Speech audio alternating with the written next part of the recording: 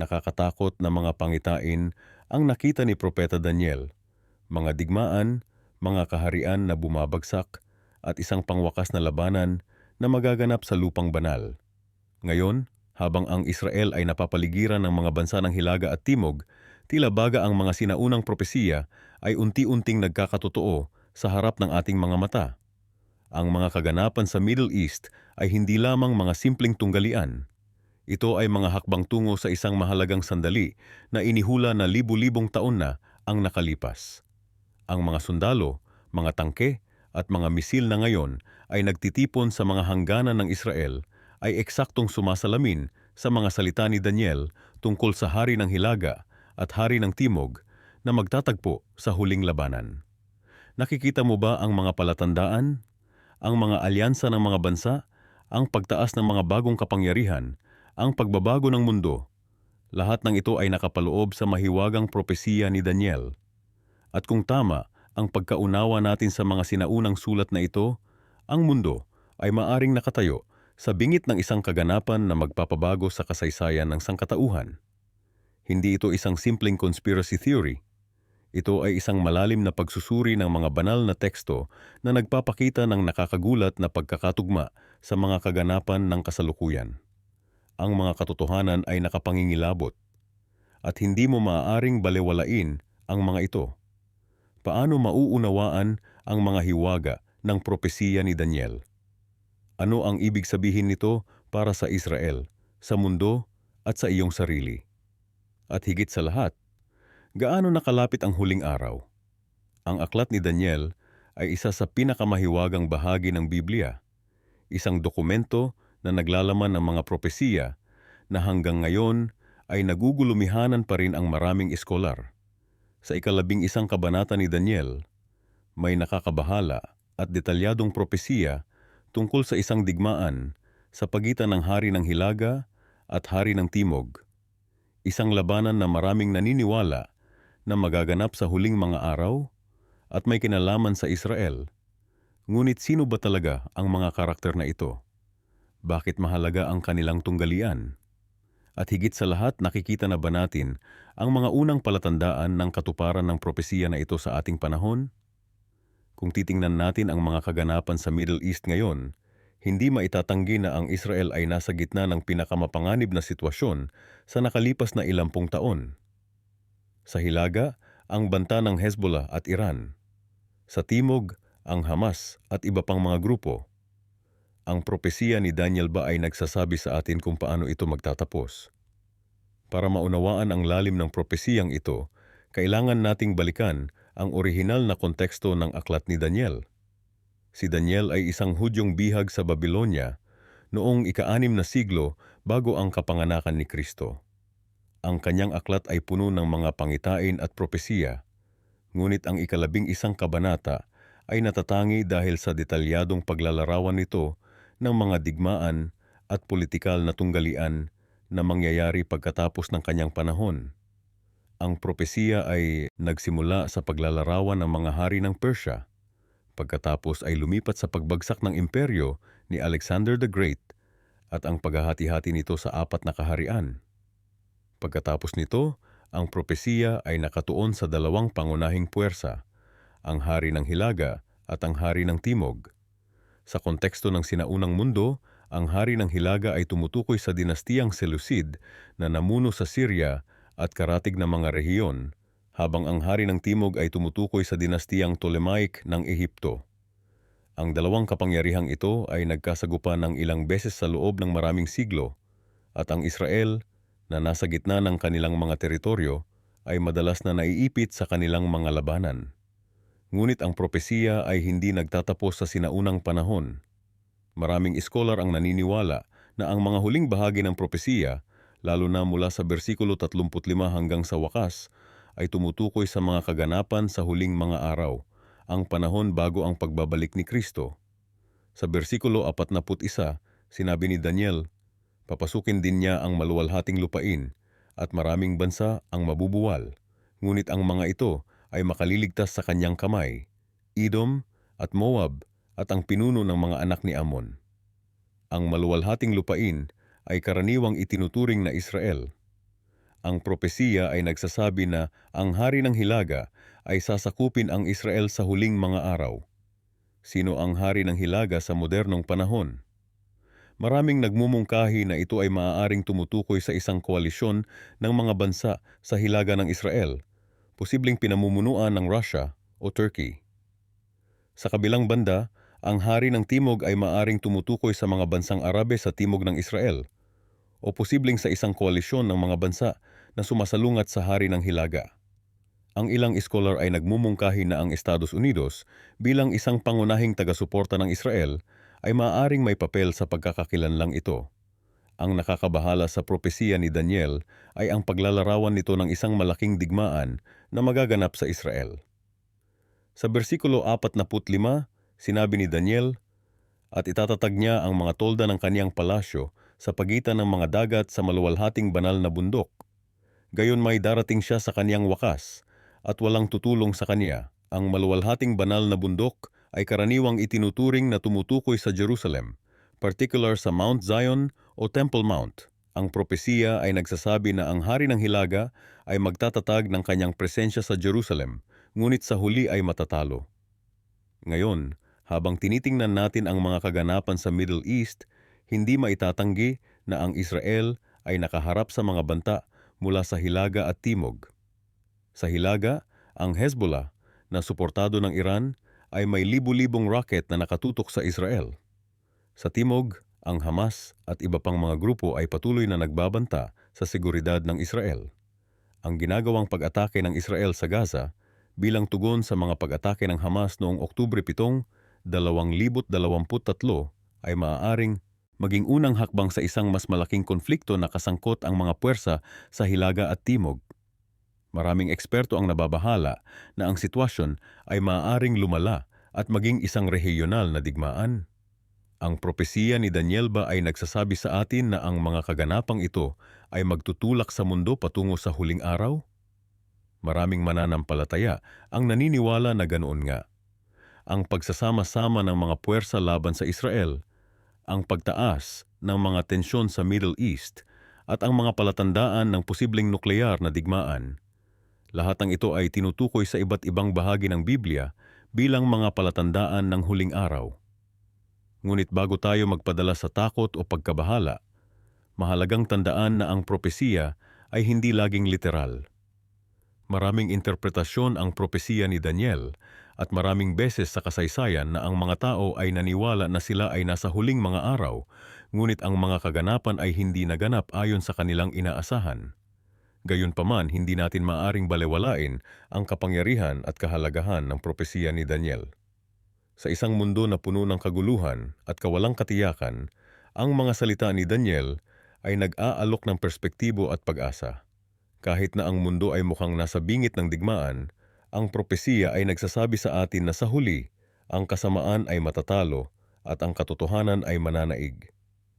Sa susunod na bahagi ng ating pagsusuri, titingnan natin ng mas malalim ang mga partikular na detalye ng propesiya ni Daniel at kung paano ito maaaring nauugnay sa mga kaganapan sa Middle East ngayon.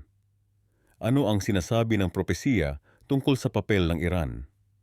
Paano nauugnay ang Russia sa propesiya? At higit sa lahat, ano ang dapat gawin ng mga mananampalataya habang nakikita nila ang mga kaganapang ito? Ang propesiya ni Daniel ay hindi lamang isang lumang kwento na nakatala sa mga pahina ng Biblia. Ito'y isang buhay na pahayag na unti-unting natutupad sa harap mismo ng ating mga mata. Sa panahong ito ng kaguluhan sa Israel, hindi maitatanggi na ang mga salita ni Daniel ay nagkakaroon ng bagong kahulugan, isang kahulugan na dapat nating intindihin bago pa mahuli ang lahat. Ang ikalawang bahagi ng propesiya ni Daniel ay nakatuon sa isang mahalagang pangyayari, ang pagsalakay ng mga puwersa mula sa hilaga at timog laban sa Israel. Hindi ito simpleng geopolitical na tensyon. Ito'y isang malinaw na tanda ng mga huling araw ayon sa banal na kasulatan. Sa Daniel Kapitulo 11, mababasa natin ang tungkol sa hari ng hilaga at hari ng timog na maglalaban-laban sa lupain ng Israel. Sino ba talaga ang mga manlalabang ito?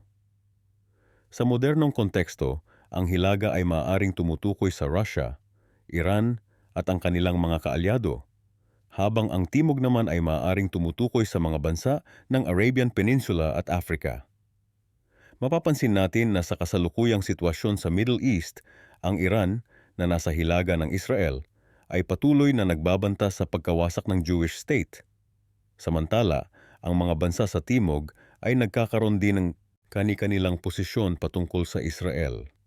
Ang propesiya ay nagsasasbi na magkakaroon ng isang malaking labanan sa pagitan ng mga puwersang ito at ang Israel ay magiging sentro ng lahat. Ngunit hindi lang ito tungkol sa geopolitics.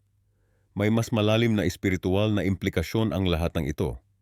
Ang propesiya ni Daniel ay nagsasabi na sa panahong ito, magkakaroon ng kapighatian na hindi pa nangyayari magmula nang magkaroon ng mga bansa hanggang sa panahong iyon.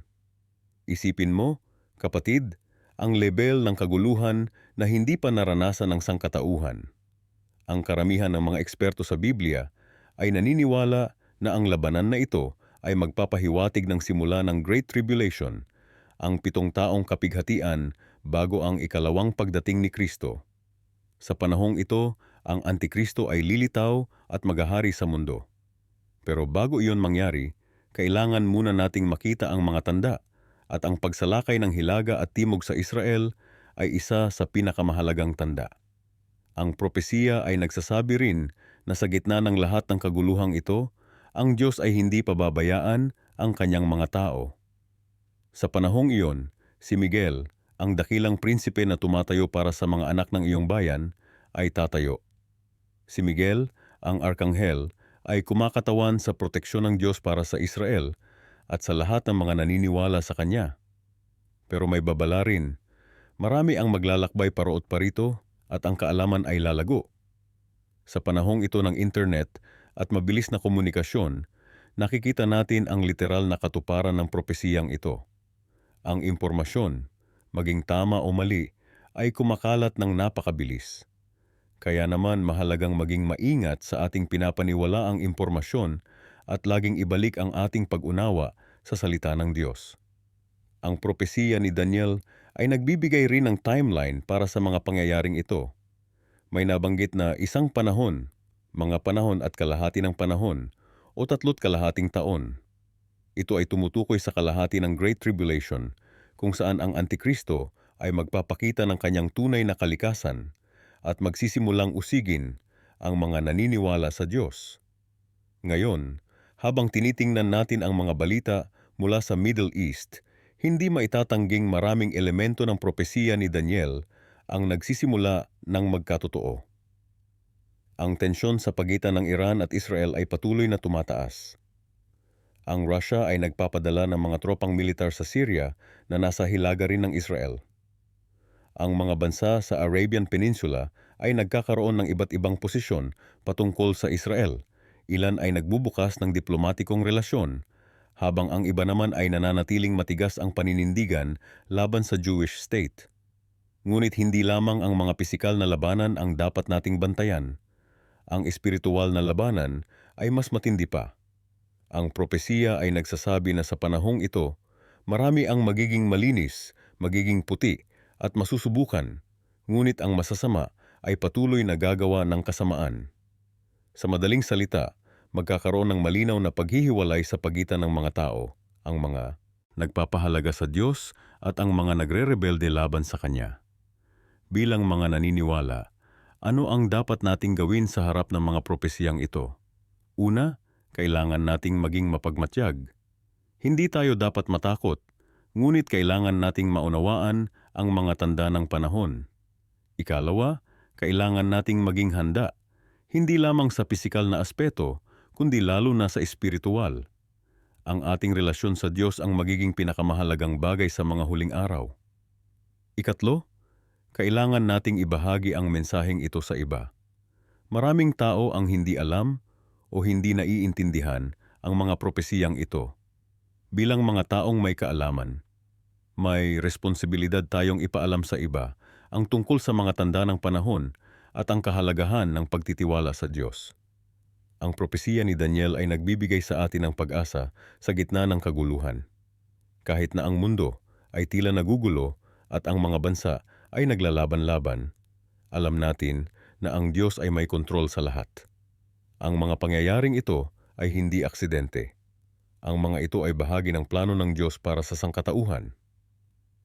Sa mga susunod na bahagi ng ating pag-aaral, titingnan natin ang mas detalyadong aspeto ng propesiya ni Daniel at kung paano ito direktang nauugnay sa kasalukuyang sitwasyon sa Middle East. Huwag kang aalis dahil ang susunod na bahagi ay maglalahad ng mga nakakagulat na koneksyon sa pagitan ng sinaunang propesiya at modernong geopolitics na siguradong magbubukas ng iyong mga mata sa katotohanan ng mga huling araw.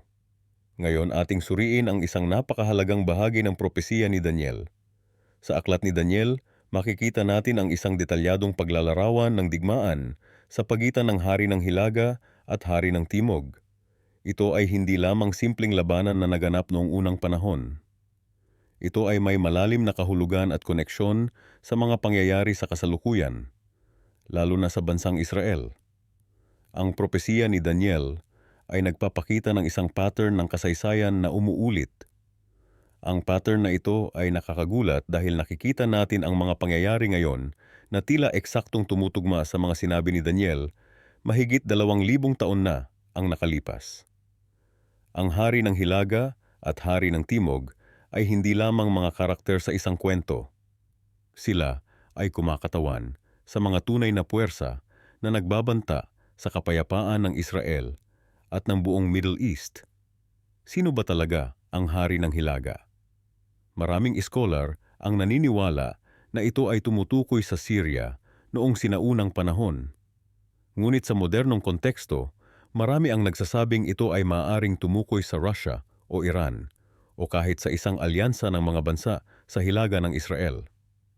Ang mga bansang ito ay may malalim na interes sa Middle East at particular sa Israel. Habang ang hari ng Timog naman ay karaniwang itinuturo sa Egypt noong unang panahon. Ngayon, maaari itong kumatawan sa mga bansa sa timog ng Israel o kahit sa Western powers na may interes sa rehiyon. Ang dinamikong ito ng Hilaga at Timog ay nagpapatuloy hanggang ngayon na nagpapakita kung gaano katatag ang propesiya ni Daniel. Ang kabanatang 11 ng Daniel ay naglalaman ng detalyadong paglalarawan ng mga labanan at pakikipag-alyansa sa pagitan ng mga puwersa na ito. Sa bersikulo 36 sinabi ni Daniel, gagawin ng hari ang anumang naisin niya, dadakilain niya ang sarili niya at iisipin niyang mas dakila siya kaysa sa alinmang Diyos. Magsasalita siya ng mga bagay na hindi kapani-paniwala laban sa Diyos ng mga Diyos. Ito ay isang malinaw na paglalarawan ng isang mapagmataas na pinuno na lalabag sa lahat ng batas ng Diyos. Maraming iskolar ang naniniwala na ito ay tumutukoy sa Antikristo na darating sa mga huling araw.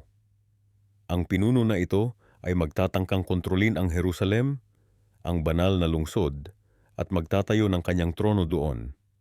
Ngunit hindi ito ang katapusan ng kwento.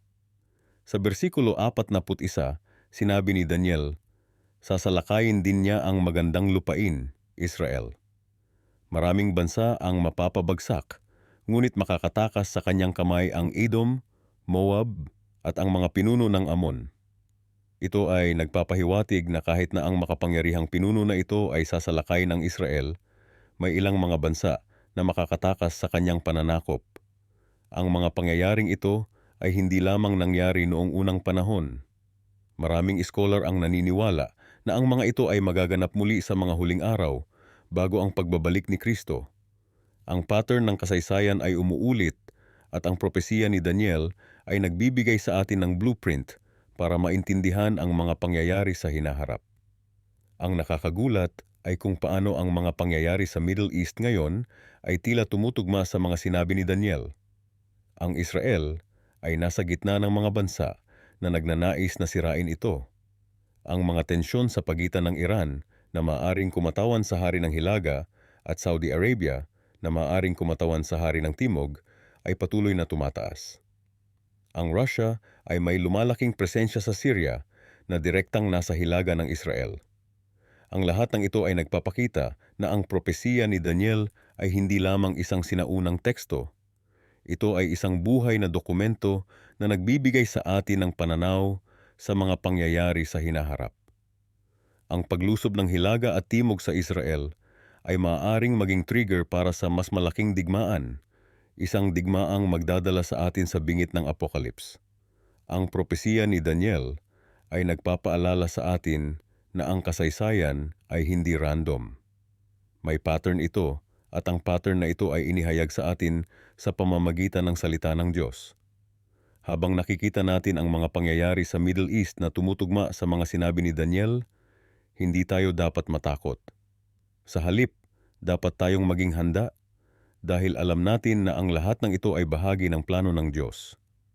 Sa susunod nating bahagi, titingnan natin kung paano ang mga sinaunang propesiya ni Daniel ay nakakaapekto sa geopolitics ng modernong mundo at kung ano ang maaari nating asahan sa mga darating na taon habang ang mga puwersa ng Hilaga at Timog ay patuloy na naglalaban para sa kontrol ng Middle East at, partikular, ng Israel.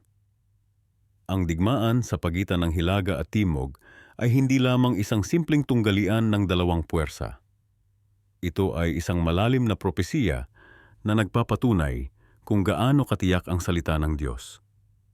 Sa Kabanata 11 ng Daniel, nakita natin ang isang detalyadong paglalarawan ng mga mangyayari sa hinaharap. Isang hinaharap na naging nakaraan na sa ating panahon ngayon.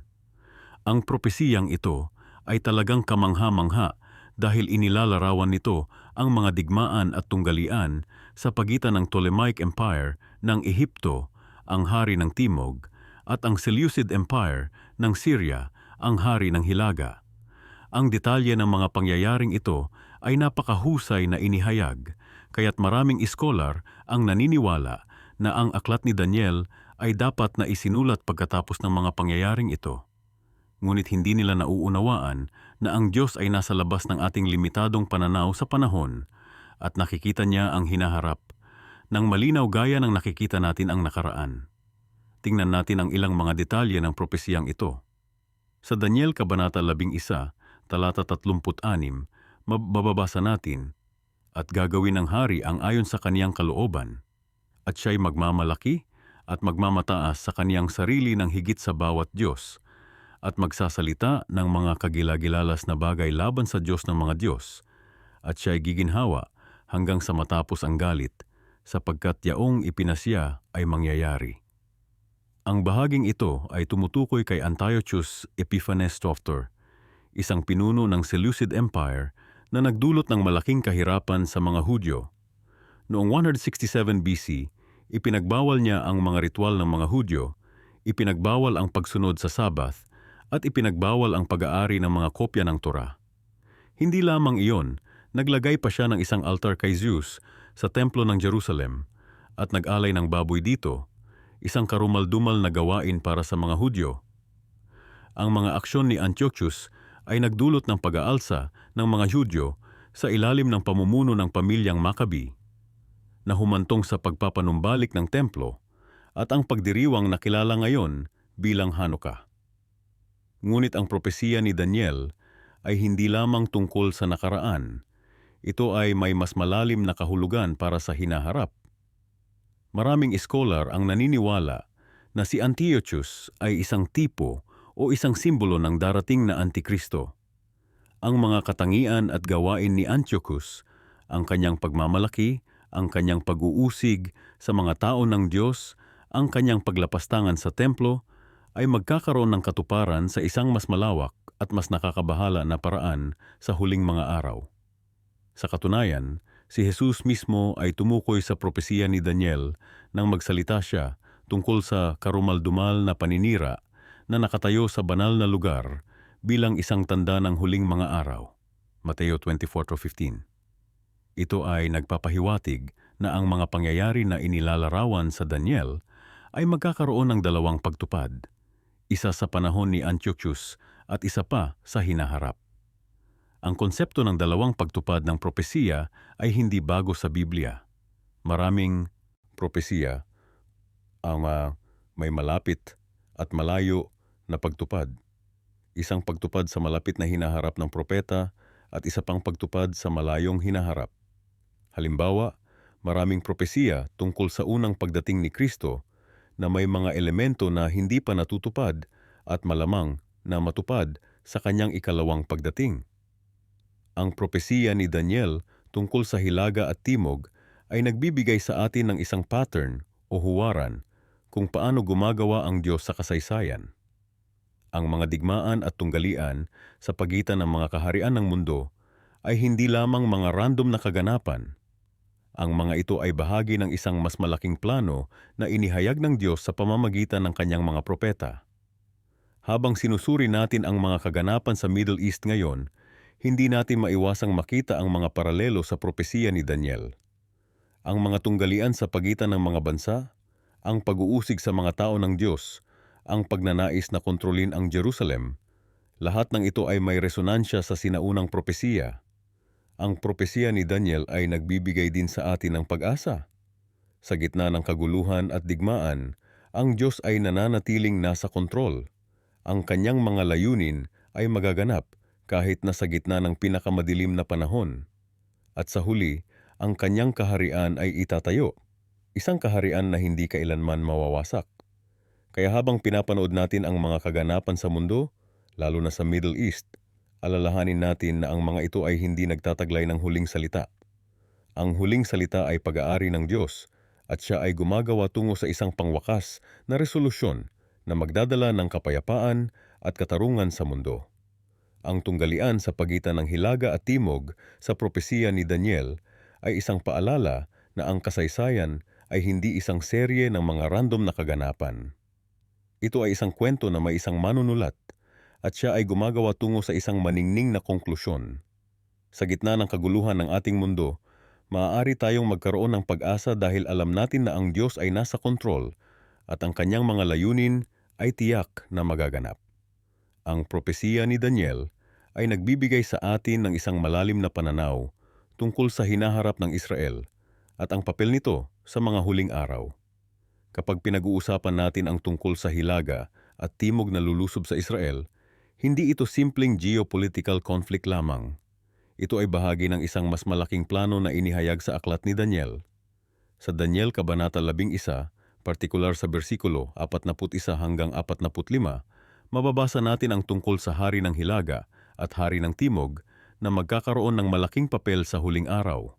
Ang mga tauhang ito ay hindi lamang ordinaryong mga pinuno, kundi mga kapangyarihan na kumakatawan sa mga puwersa na maglalaban-laban sa panahon ng wakas. Maraming iskolar ang naniniwala na ang hari ng Hilaga ay tumutukoy sa isang koalisyon ng mga bansa na pinamumunuan ng Russia, kasama ang Iran, Turkey, at iba pang mga bansa sa hilagang bahagi ng Israel. Habang ang hari ng Timog naman ay maaring tumutukoy sa mga bansa sa timog ng Israel, posibleng kasama ang Egypt, Saudi Arabia, at iba pang mga bansa sa Arabian Peninsula. Ang propesiya ay nagsasabi na ang hari ng Hilaga ay luluson na parang unos at papasok sa mga bansang masasagana. Ito ay nagpapahiwatig ng isang biglaan at marahas na pag-atake. Ang pag-ataking ito ay hindi lamang militar, kundi may kinalaman din sa mga likas na yaman, lalo na ang langis at natural gas, na kasalukuyang natutuklasan sa Mediterranean Sea malapit sa Israel. Ang mas kapansin-pansin ay ang propesiya na sinasabing maraming bansa ang mabubuwal, ngunit ang Edom, Moab at ang pinakamahalagang bahagi ng mga anak ni Ammon ay makakatakas. Ang mga sinaunang teritoryo ng Edom, Moab at Ammon ay bahagi ngayon ng Jordan. Bakit maliligtas ang Jordan? Ito ay isang napakahalagang detalye na nagpapakita ng katumpakan ng propesiya ni Daniel. Ngunit ang pinakanakakaalarma sa lahat ay ang propesiya na ang hari ng Hilaga ay magtatayo ng kanyang mga tolda sa pagitan ng dagat at ng maluwalhating banal na bundok. Ito ay malinaw na tumutukoy sa Jerusalem at ang bundok ng templo. Ang implikasyon nito ay ang Jerusalem ay magiging sentro ng huling labanan. Nakakagulat din na binanggit sa propesiya na ang hari ng Hilaga ay maririnig ang mga balita mula sa silangan at hilaga na magbibigay sa kanya ng takot. Ano ang mga balitang ito? Maraming iskolar ang naniniwala na ito ay maaaring tumutukoy sa pagkilos ng China at iba pang mga bansa sa silangan o maaaring ang pagbabalik ni Kristo mismo. Ang propesiya ay nagtatapos sa isang nakakabahala, ngunit makabuluhang pahayag. Gayunpaman, darating ang kanyang wakas at walang tutulong sa kanya. Ito ay nagpapahiwatig na sa kabila ng lahat ng kanyang kapangyarihan at mga alyansa, ang hari ng hilaga ay matatalo sa huli. Ang mga kaganapang ito ay hindi lamang mga pangyayaring geopolitikal. Ang mga ito ay mga hudyat ng paparating na huling araw o ang panahon ng kapighatian na binanggit sa aklat ng Apokalipsis. Ang pag-atake sa Israel ay magiging hudyat ng pagsisimula ng isang serye ng mga kaganapan na hahantong sa ikalawang pagdating ni Kristo. Kapag tiningnan natin ang kasalukuyang sitwasyon sa Middle East, hindi mahirap makita ang mga palatandaan na nagpapakita na ang mga propesiyang ito ay maaaring matupad sa napakalapit na hinaharap. Ang Iran, na matatagpuan sa hilaga ng Israel, ay patuloy na nagbabanta na papalisin ang Israel sa mapa. Ang Russia naman ay nagtatag ng malakas na presensya sa Syria, na nasa hilaga rin ng Israel. Ang Turkey, na dating kaalyado ng Israel, ay naging isa sa mga pinakamatinding kritiko nito sa ilalim ng pamumuno ni Erdogan. Sa timog naman, bagamat may peace treaty ang Egypt at Jordan sa Israel, ang mga bansa sa Arabian Peninsula ay nagpapakita ng mga palatandaan ng pagbabago sa kanilang pakikitungo sa Israel. Ang Abraham Accords ay nagbukas ng daan para sa normalization ng relasyon sa pagitan ng Israel at ilang mga bansa sa Gulf, ngunit ang sitwasyon ay nananatiling hindi matatag. Ang mga kaganapang ito ay hindi nangyayari sa isang vacuum.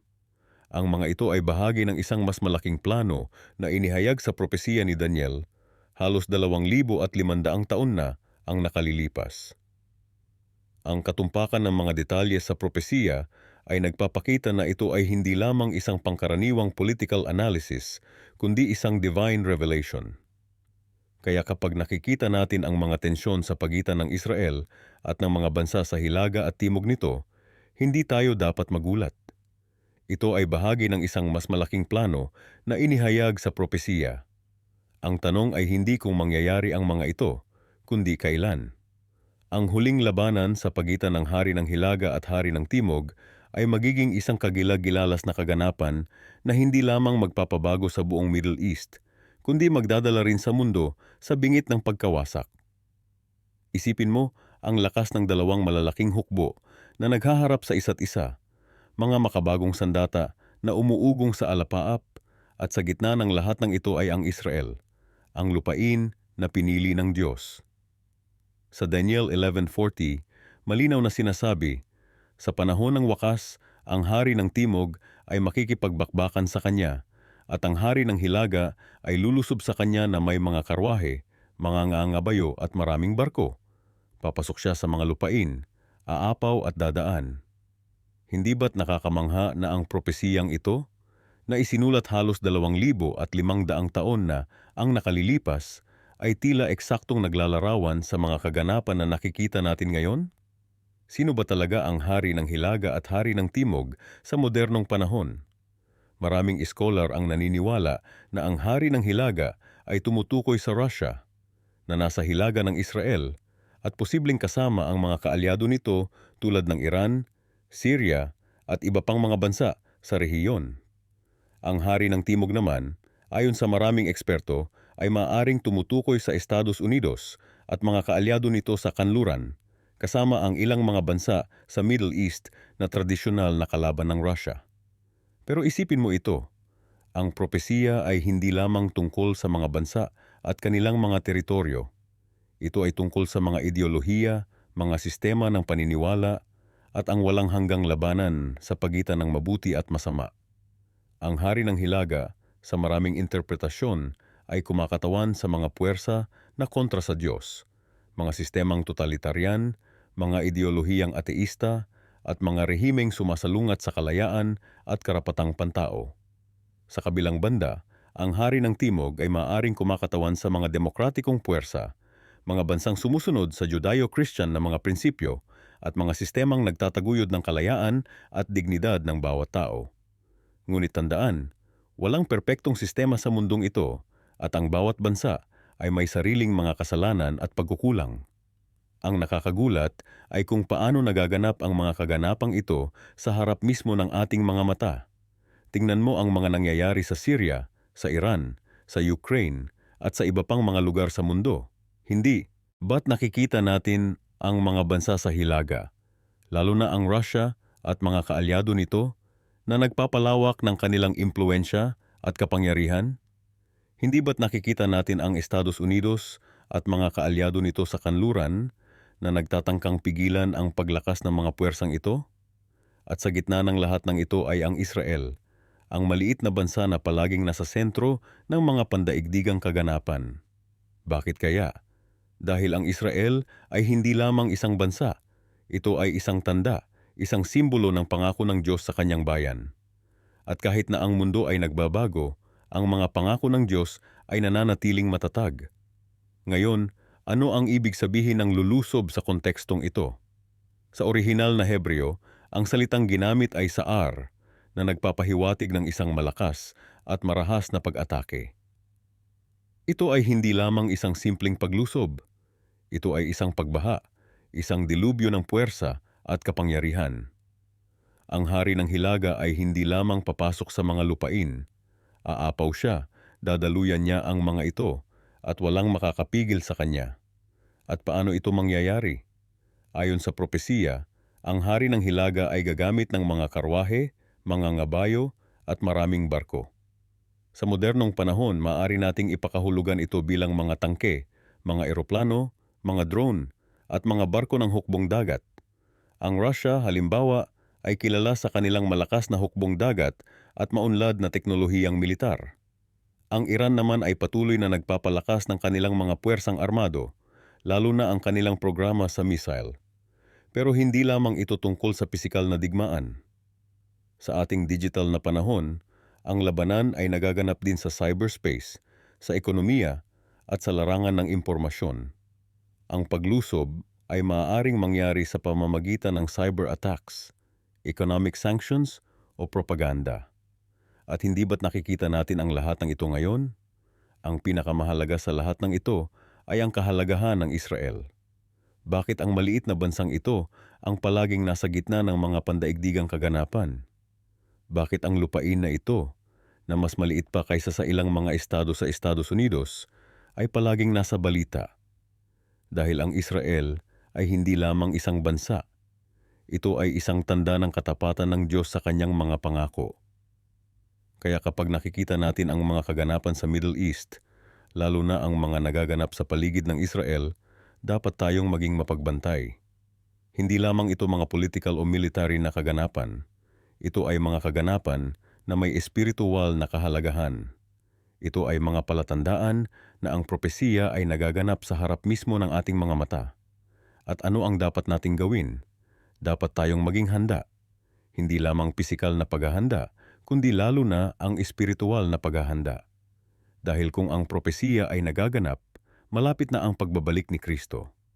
At kapag siya ay bumalik, tayo ba ay handa na humarap sa Kanya? Tandaan, ang propesiya ay hindi ibinigay para takutin tayo, kundi para ihanda tayo. Ito ay isang paalala na ang Diyos ay nasa kontrol, na siya ay may plano, at na ang kanyang mga pangako ay tiyak na matutupad. Kaya habang pinapanood natin ang mga kaganapan sa mundo, lalo na sa Middle East, dapat tayong maging mapagbantay at mapanalangin. Dahil ang mga kaganapang ito ay hindi lamang mga headline sa balita. Ang mga ito ay mga palatandaan na ang propesiya ay nagaganap at ang pagbabalik ni Kristo ay malapit na. Pero bago tayo tumungo sa susunod na bahagi ng ating pag-aaral, nais kong bigyan ng pansin ang isang mahalagang punto.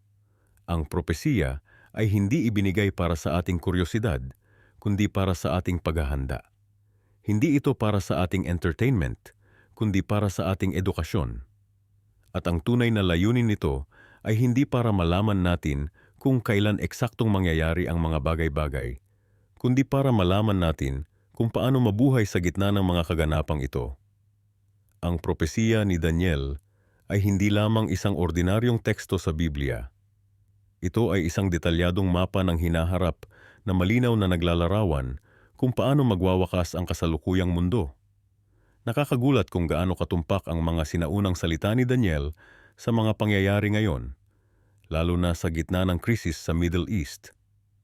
Ang aklat ni Daniel ay naglalaman ng mga kahangahangang detalye tungkol sa pagtaas at pagbagsak ng mga imperyo, at ang mga huling kabanata nito ay partikular na nakatuon sa mga pangyayaring magaganap sa huling mga araw. Sa Kapitulo 11, malinaw na binabanggit ang isang malaking labanan sa pagitan ng Hari ng Hilaga at Hari ng Timog, isang tunggalian na makikita natin ngayon sa mga relasyon sa pagitan ng mga bansa sa paligid ng Israel. Sino ba ang mga karakter na ito? Ang Hari ng Hilaga ay karaniwang tinutukoy ang mga kapangyarihan mula sa hilagang bahagi ng Israel. Sa kasaysayan, ito ay naging Syria, ngunit sa modernong konteksto, maraming iskolar ang naniniwala na ito ay tumutukoy sa Russia at mga kaalyado nito tulad ng Iran. Ang Hari ng Timog naman ay tumutukoy sa Egypt at mga kapangyarihang kaalyado nito sa Timog, na ngayon ay maaaring kasama ang Saudi Arabia at iba pang Gulf states na may malakas na suporta mula sa Western powers tulad ng United States. Ang propesiya ay nagpapahiwatig na ang dalawang kapangyarihang ito ay maglalaban sa teritoryo ng Israel, na siyang eksaktong nakikita natin ngayon. Ang Russia ay nakikipagtulungan sa Iran, na isang bukas na kaaway ng Israel. Samantala, ang US ay patuloy na sumusuporta sa Israel, habang ang Saudi Arabia at Egypt ay nagkakaroon na rin ng mas maayos na relasyon sa Jewish state. Ngunit ano ang mas nakakagulat ay ang mga detalye na ibinigay ni Daniel tungkol sa huling labanan. Sinasabi niya na ang Hari ng Hilaga ay darating na parang isang unos at sasakupin ang maraming bansa, kasama ang magandang lupain, Israel. Ito ay nagpapahiwatig ng isang mabilis at marahas na pag-atake na magaganap sa hinaharap. Ang Russia, na may malakas na presensya sa Syria, ay nasa posisyon na gawin ito. Subalit ang propesiya ay nagpapahiwatig din ng isang hindi inaasahang pangyayari. Ang Hari ng Hilaga ay makakarinig ng mga balita mula sa silangan at hilaga na magpapabagabag sa kanya. Ito ay maaaring tumutukoy sa mga pangyayari na magaganap sa panahon ng konfrontasyon na maaaring magbago ng takbo ng labanan. Ang pinakamahalagang aspeto ng propesiyang ito ay ang panahon nito. Sinabi ni Daniel na ang mga pangyayaring ito ay magaganap sa panahon ng kawakasan. Ito ay hindi lamang isang simpleng digmaan o politikal na krisis. Ito ay isang hudyat ng pagsisimula ng huling yugto ng kasaysayan ng tao. Ang mga pangyayari sa Middle East ngayon ay hindi lamang mga random na kaganapan. Ang mga ito ay bahagi ng isang mahabang propesiya na isinulat mahigit 2,000 taon na ang nakalilipas. Ang mga pagkilos ng Russia, Iran, US at iba pang mga bansa sa rehayon ay nagpapakita ng eksaktong pattern na inilarawan ni Daniel. Ang propesiya ni Daniel ay hindi lamang tungkol sa geopolitics. Ito ay tungkol sa plano ng Diyos para sa sangkatauhan. Ang mga pangyayaring ito ay nagpapahiwatig na ang huling yugto ng kasaysayan ay malapit na at ang pagbabalik ni Kristo ay nalalapit na. Bilang mga mananampalataya, kailangan nating maging handa at mapagbantay sa mga palatandaan ng panahon. Sa gitna ng lahat ng kaguluhang ito, mayroon tayong pag-asa. Ang propesiya ni Daniel ay nagtatapos sa isang pangako ng kaligtasan para sa mga tao ng Diyos. Kahit na ang mundo ay makaranas ng hindi pa naranasang kaguluhan, ang mga tapat sa Diyos ay maliligtas. Ito ang pag-asa na kailangan nating hawakan habang pinapanood natin ang mga propesiya na natutupad sa harap ng ating mga mata. Ang propesiya ni Daniel ay isang napakahalagang bahagi ng Biblia na nagbibigay liwanag sa mga pangyayari na magaganap sa mga huling araw. Sa ikawalo na bahagi ng ating pag-uusap, titingnan natin kung paano ang mga bansang nasa hilaga at timog ay magkakaroon ng malaking papel sa paglulusob sa Israel. Isang pangyayari na magiging hudyat ng pagsisimula ng huling labanan. Ang Daniel Kapitulo 11 ay naglalaman ng detalyadong paglalarawan ng kung ano ang tinatawag na digmaan sa pagitan ng Hari ng Hilaga at Hari ng Timog. Hindi ito simpleng kasaysayan lamang, kundi isang malalim na propesiya na may kinalaman sa mga pangyayari na magaganap sa mga huling araw. Maraming iskolar ng Biblia ang naniniwala na ang mga ito ay tumutukoy sa mga bansa sa modernong panahon na magiging kalaban ng Israel. Sino ba talaga itong hari ng Hilaga? Ayon sa mga pag-aaral, ang hari ng Hilaga ay tumutukoy sa isang koalisyon ng mga bansa na pinamumunuan ng Russia. Kung titingnan mo ang mapa, makikita mong ang Russia ay nasa hilaga ng Israel. Kasama rito ang mga bansa tulad ng Iran, Turkey, at iba pang mga bansa sa rehiyon ng Caucasus. Sa Ezekiel Kapitulo 38 at 39, may binanggit na isang leader na tinatawag na Gog mula sa lupain ng Magog, na maraming iskolar ang naniniwala na tumutukoy sa Russia. Habang ang hari ng Timog naman ay tinitingnan ng maraming iskolar bilang tumutukoy sa Egypt o sa isang koalisyon ng mga Arabong bansa sa timog ng Israel. Sa kasaysayan, ang Egypt ay laging naging kilala bilang hari ng Timog sa konteksto ng mga propesiya sa Biblia. Ngunit sa mga huling araw, ito ay maaaring kumakatawan sa isang mas malawak na alyansa ng mga bansa sa Timog at Timog Silangan ng Israel. Ang propesiya ni Daniel ay nagsasabi na ang hari ng Hilaga ay darating na parang isang unos na may mga karwahe at mga mangangabayo at may maraming barko, at siya ay papasok sa mga lupain at aapaw at lalampas. Ito ay isang malinaw na paglalarawan ng isang malaking pag-atake militar. Ang modernong kahulugan nito ay maaaring isang coordinated attack gamit ang mga advanced na armas kasama na ang mga missile, tank, at maging mga barko ng hukbong dagat. Ngunit ang tanong ay, bakit lulusubin ang Israel? Maraming posibleng dahilan. Una, ang Israel ay may mayayamang likas na yaman, lalo na ang mga bagong natuklasang natural gas reserves sa Mediterranean Sea. Pangalawa, ang Israel ay may mahalagang heograpikong lokasyon na nagsisilbing tulay sa pagitan ng Asia, Africa at Europe. Pangatlo, mayroong malalim na ideological at religious na tension sa pagitan ng Israel at maraming bansa sa Middle East. Kapag nangyari ang pagsalakay na ito, ayon sa propesiya, ito ay magiging isang malaking turning point sa kasaysayan ng mundo. Ang Biblia ay nagsasabi na ito ay magiging simula ng isang serye ng mga kaganapan na hahantong sa tinatawag na Armageddon o ang huling labanan. Ang Daniel Kapitulo 11, versikulo 44 ay nagsasabi, "Ngunit ang mga balita mula sa silangan at hilaga ay babagabag sa kanya, at siya'y lalabas na may matinding galit upang magwasak at lubusang pumuksa ng marami." Ito ay nagpapahiwatig na habang nangyayari ang digmaan, may mga bagong kaganapan o balita na magmumula sa ibang direksyon na magdudulot ng mas malaking kaguluhan. Ang mga propesiya ni Daniel ay hindi lamang tungkol sa mga digmaan at pagwasak. Ito rin ay tungkol sa pagdating ng Mesiyas at ang pagtatatag ng kanyang kaharian. Sa Daniel Kapitulo 7, versikulo 13 at 14, mababasa natin, "Nakita ko sa mga pangitain sa gabi, at narito, may isang katulad ng anak ng tao na dumating na may mga alapaap ng langit, at binigyan siya ng kapangyarihan at kaluwalhatian at isang kaharian, upang ang lahat ng mga tao, mga bansa, at mga wika ay maglingkod sa kanya." Kaya habang nakakakita tayo ng mga palatandaan ng mga propesiyang ito na natutupad, hindi tayo dapat matakot kundi maging handa. Ang mga pangyayaring ito ay hindi lamang mga kalamidad, kundi mga palatandaan na ang pagbabalik ni Kristo ay malapit na. Sa kasalukuyan, nakikita na natin ang mga tensyon sa Middle East na patuloy na tumitindi. Ang Russia ay nagpapakita ng interes sa rehiyon, lalo na sa Syria na malapit sa Israel. Ang Iran na nasa timog silangan ng Israel ay patuloy na nagbabanta sa pag-iral ng Israel.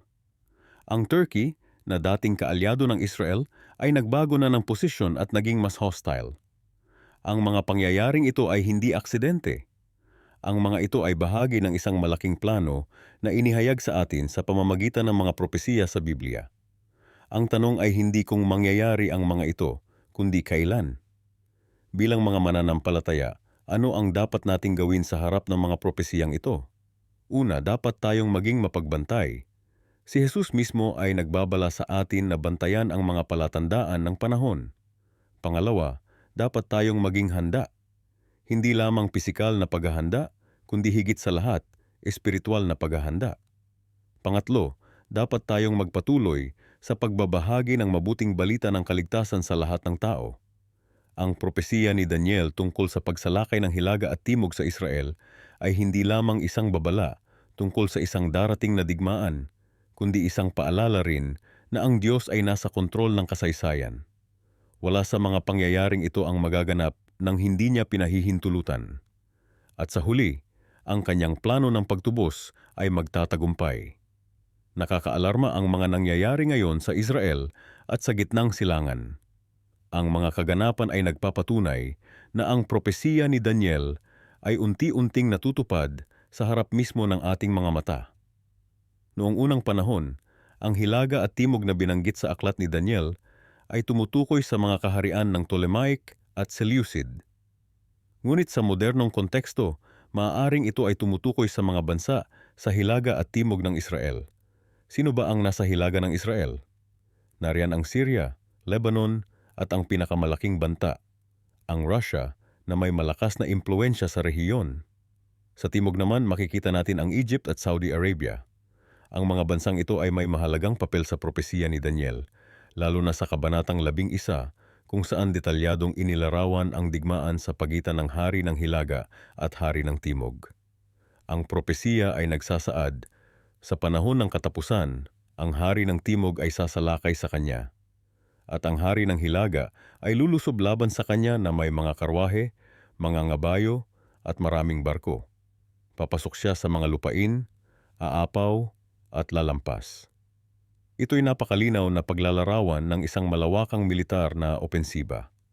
Napansin ba ninyo ang mga kaganapan sa nakaraang 5 taon? Ang Russia ay lumalakas ang presensya sa Syria na nasa hilagang bahagi ng Israel, habang ang mga bansa sa timog tulad ng Saudi Arabia at Egypt ay nagkakaroon ng mas malalim na ugnayan sa Estados Unidos at Israel. Ang mga galaw na ito ay hindi lamang politikal, kundi may malalim na kaugnayan sa propesiya. Ang propesiya ni Daniel ay hindi lang tungkol sa geopolitika. Ito ay may malalim na implikasyon sa ating espiritual na buhay. Kapag nagsimulang lumusob ang mga puwersa ng hilaga at timog sa Israel, ito ay magiging hudyat ng pagsisimula ng huling kabanata ng kasaysayan ng sangkatauhan. Hindi ito dapat ikabahala ng mga tunay na mananampalataya, ngunit dapat itong magsilbing paalala na maging handa sa anumang oras. Ang mga eksperto sa Biblia at geopolitika ay nagkakaisa sa pananaw na ang mga kaganapan ngayon ay hindi simpleng pagkakataon lamang. Ang pagtaas ng tensyon sa pagitan ng Iran at Israel, ang pagpasok ng Russia sa Syria, ang pagbabago ng alyansyang politikal sa gitnang silangan, lahat ng ito ay mga palatandaan. Isipin ninyo, noong 20 taon na nakalipas, sino ang mag-aakala na ang Saudi Arabia at Israel ay magkakaroon ng diplomatikong ugnayan? Sino ang mag-iisip na ang Russia ay magkakaroon ng malaking impluensya sa Syria? Ang mga ito ay hindi lang basta kaganapan. Ang mga ito ay mga palatandaan ng pagtutuparing propesiya. Maaaring isip mo ngayon, ano ang kinalaman nito sa akin? Ang sagot ay simple, ngunit malalim. Ang pag-unawa sa propesiya ni Daniel ay nagbibigay sa atin ng mas malalim na pananaw sa mga kaganapan sa mundo. Hindi tayo basta nanonood ng balita. Nakikita natin ang kamay ng Diyos sa kasaysayan. Ito ay nagbibigay sa atin ng kapayapaan sa gitna ng kaguluhan at pag-asa sa gitna ng kadiliman. Habang patuloy nating sinusubaybayan ang mga kaganapan sa Israel at sa buong gitnang silangan, mahalagang tandaan na ang propesiya ni Daniel ay hindi lang tungkol sa digmaan at kalamidad. Ito ay tungkol din sa pagdating ng Mesiyas at ang pagtatatag ng kanyang kaharian.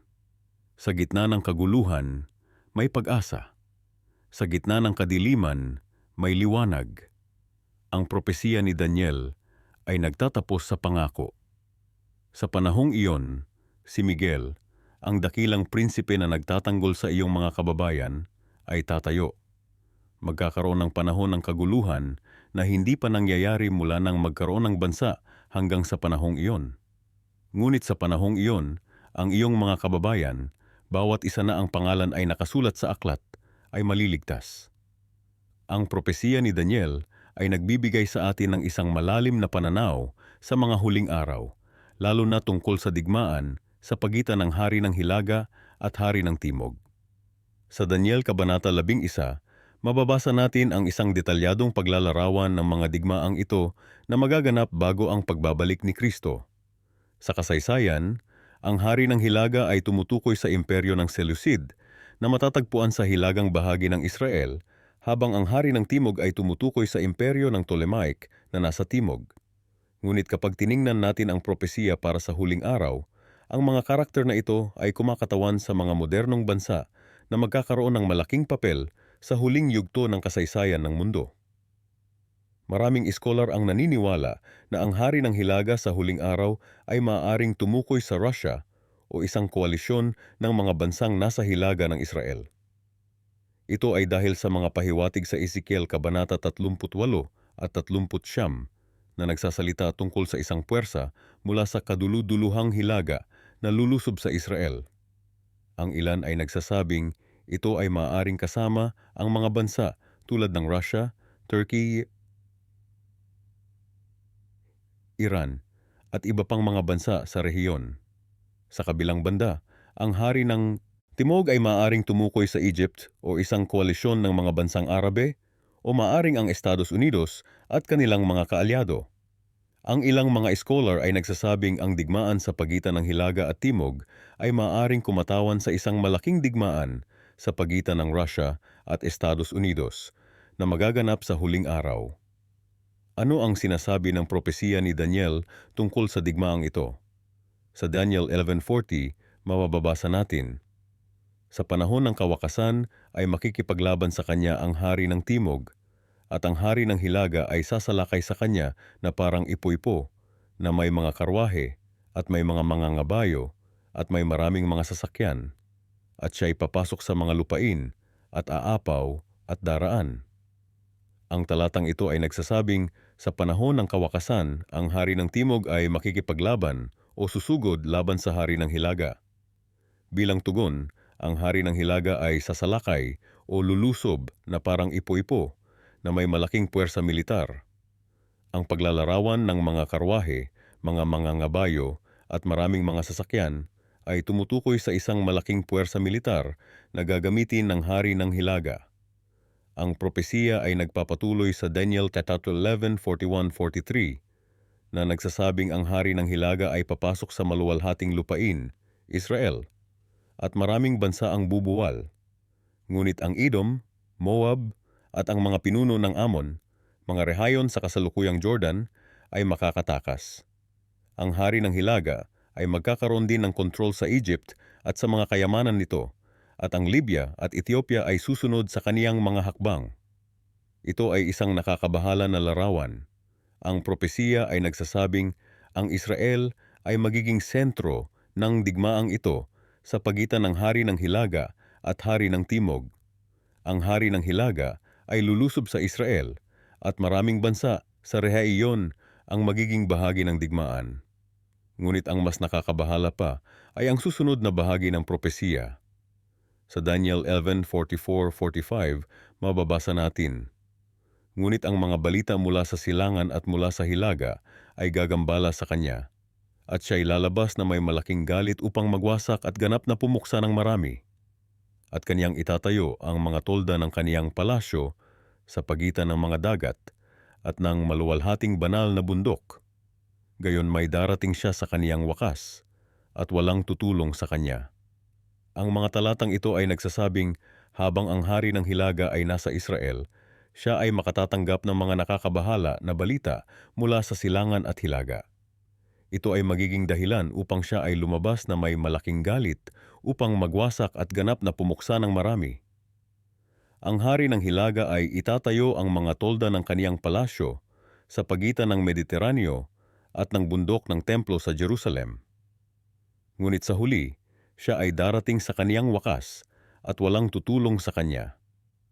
Ang propesiya ni Daniel ay nagbibigay sa atin ng isang malalim na pananaw sa mga huling araw at ang papel ng Israel sa mga kaganapang ito.